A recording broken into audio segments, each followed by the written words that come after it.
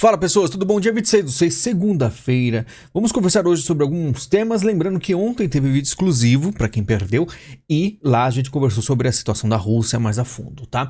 Mas aqui a gente vai começar com essa aqui. Elon Musk começará a treinar se luta com Zuckerberg for mesmo realizada. Falei dessa luta aqui que eles estão planejando, com certeza vai ser uma das maiores lutas de todos os tempos, envolvendo bilionários, né? Um dos maiores, dois maiores nomes aí das Big Techs. Só que acho que a principal luta das Big Techs não será essa aqui. Será isso aqui, ó. Twitter enfrenta a CPMI de 8/1 e se nega a informar contas bloqueadas por postagens golpistas. O documento protocolado pelo deputado Duarte do PSB pedia a identificação de contas e o fornecimento de dados de usuários. E o Twitter falou que é muito amplo, um negócio muito amplo, muito genérico, não tem muito propósito e não aceitou. E aí começa a ser alvo, tá? Inclusive o Discord, tá? O Discord você vai ver algumas notícias aparecendo por aí, na televisão inclusive, será próximo alvo. Todas as Big Techs ou plataformas, redes sociais de comunicação que for, se não se adequar às novas regras do Brasil, serão perseguidas. Votação do PL das fake news fica para agosto. Em evento na Universidade de São Paulo, o relator do texto, o deputado Orlando Silva, admitiu que ainda não conseguiu costurar acordo com parlamentares críticos à proposta, mas está próximo.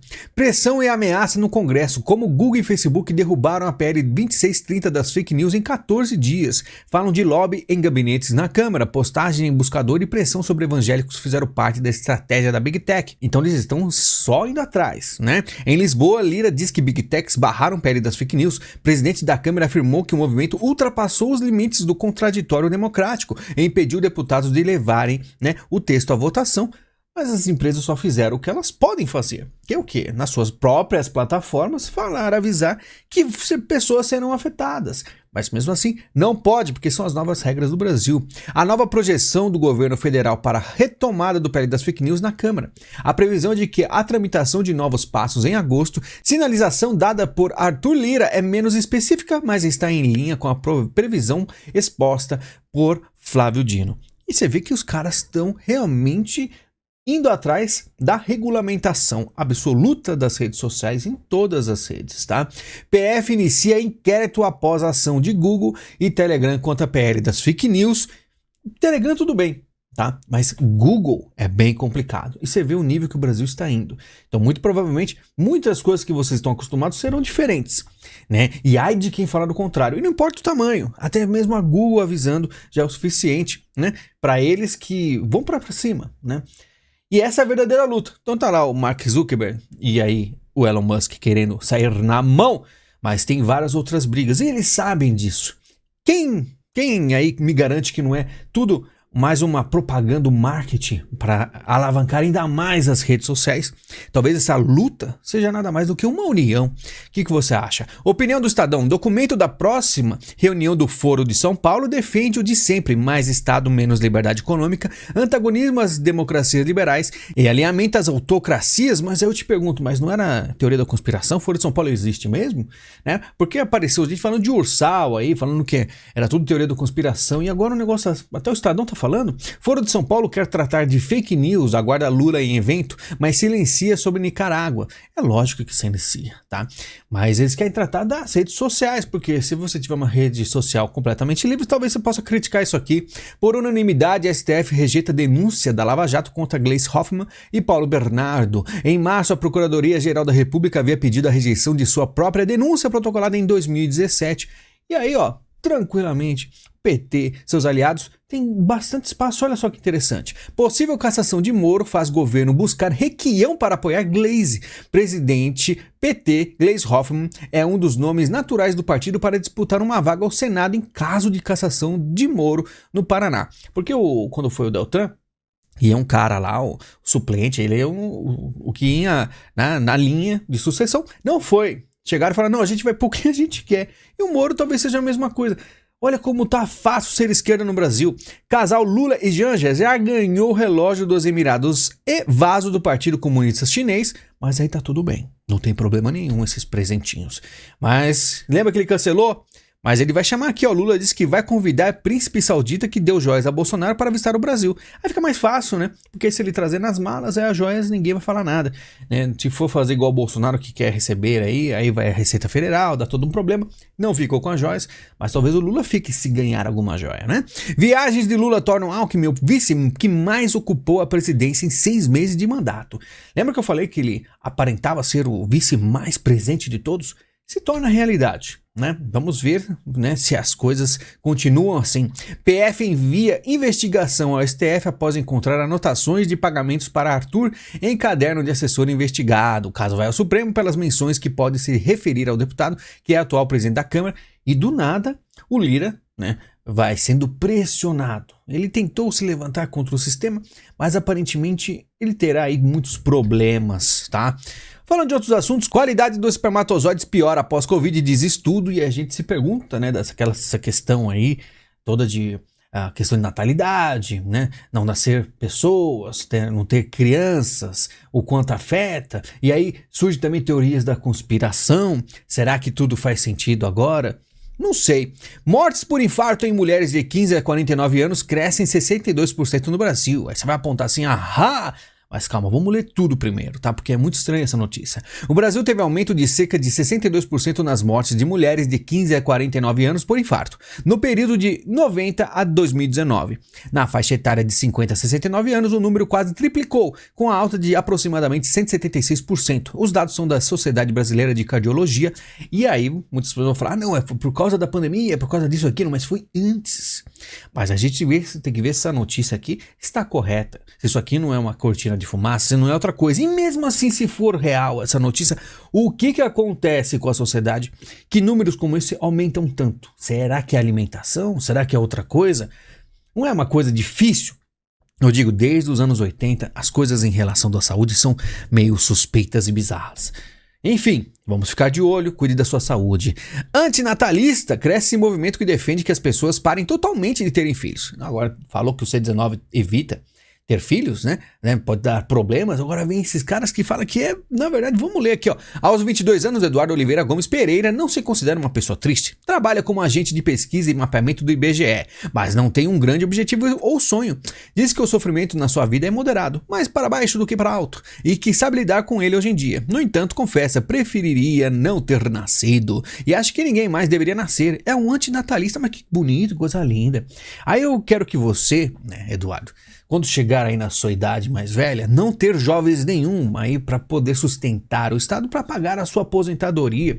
Aí eu quero ver para onde vai o seu país. O seu país vai começar a ruir, uma coisa que vem acontecendo no Japão. E aí eu quero saber onde você vai viver.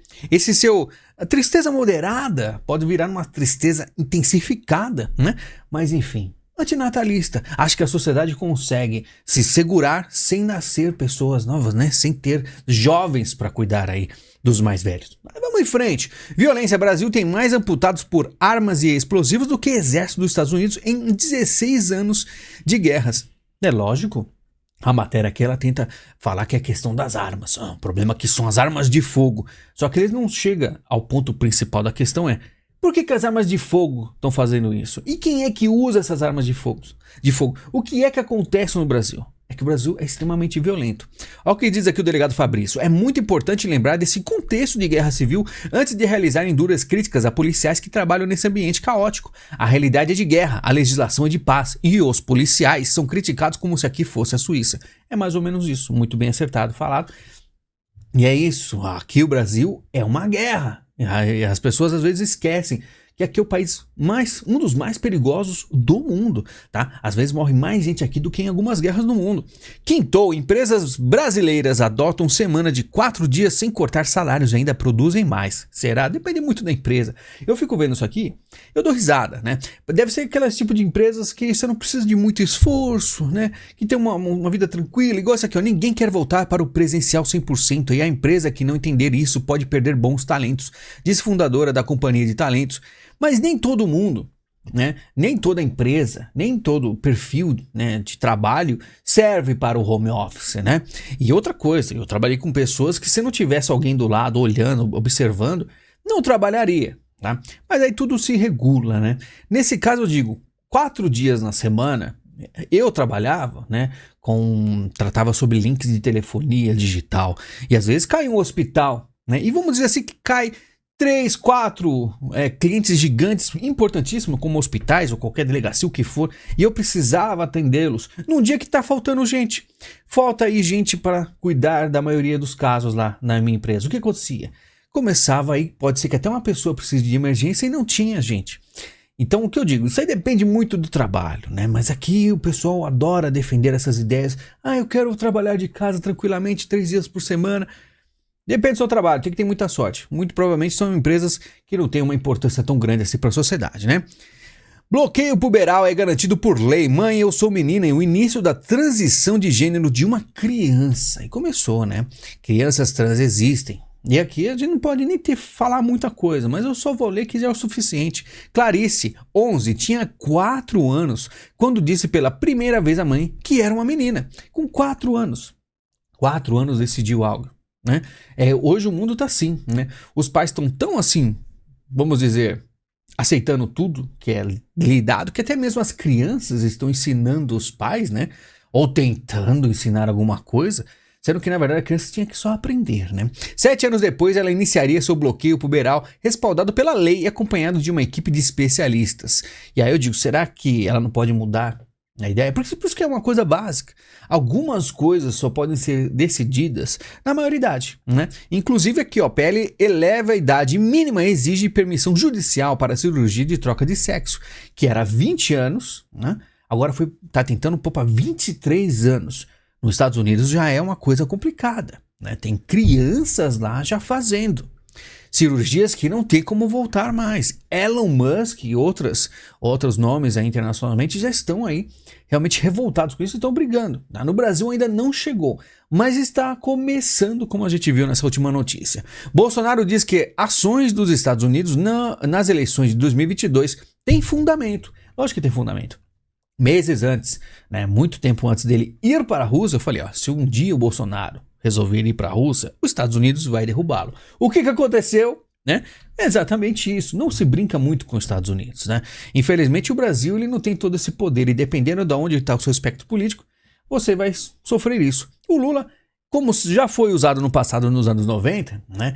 Ele foi usado de novo e o meu erro foi achar que ele ia ficar mais tranquilo até os 2, 3 primeiros anos. Mas sempre eu erro no Brasil em achar que as coisas, vai demorar para acontecer. No Brasil tudo acontece muito rápido.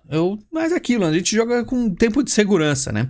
Rebelião de mercenários é a primeira etapa para acabar com o regime de Putin, dizem ucranianos. O pessoal tá muito animado com isso aí da questão do Grupo Wagner, a gente comentou no vídeo exclusivo. Eu ainda acho tudo muito suspeito, né? Porque você vê um grupo de mercenários com, né? Tem bastante gente, mas não é o suficiente para enfrentar um exército gigantesco do Putin. E o Putin não fez quase nada. O cara saiu tranquilamente, exilado aí por vontade própria. E a gente fica só olhando essas coisas. Se o pessoal aí, né, do Ocidente tá achando que é alguma coisa contra a Rússia que vai derrubá-la, eu duvido. Né? Mas tem mais notícias. A aposta do líder chinês Xi Jinping em Putin se torna ainda mais arriscada após o motim na Rússia. Não arrisca nada. A China tem muito poder, sabe? Ela sabe o que faz. E ela tem uma posição de parceria com Putin, a Rússia, que independente do que aconteça, o inimigo principal dela é os Estados Unidos, tá? Não importa o que aconteça na Rússia, comunistas estão unidos, tá? A maioria dos eleitores dos Estados Unidos teme que Biden não tenha mais saúde física e mental. Enquanto isso, cresce a preferência por Trump entre republicanos, que eu não acho muito bem que esteja crescendo. O que eu vi que apareceu foi um candidato democrata, mais pro centro, que tem algumas questões que são dele bastante pesada. Inclusive o nome dele, se eu postar um vídeo dele aqui, meu canal é desmonetizado na hora. Por enquanto ele tá muito complicado de citar. Só em redes bem abertas e livres que a gente pode comentar sobre ele, porque o cara é implacável. Não sei quais as intenções dele, mas olha só. Você vê como é Estados Unidos. Um cara no Partido Democrata que dá um banho muito direitista aqui no Brasil. China e Estados Unidos. Brasil ficará do lado de quem? Né? Entenda se o futuro do agro está ao lado de uma dessas potências. E aí a resposta é muito simples. Se tiver Lula na frente do Brasil como presidente, China. Se tiver outro, né, se for substituído, Estados Unidos. Tudo depende só disso. Simples assim. Pessoal, muito obrigado pela sua visita, pelo seu carinho. Lembrando que temos aí o link da Amazon. clique, compre, navegue aí, compre qualquer coisa, ajuda o canal. E temos um Pix também, caso você queira. Muito obrigado pela sua visita, pelo seu carinho. Nos falamos em breve e até mais.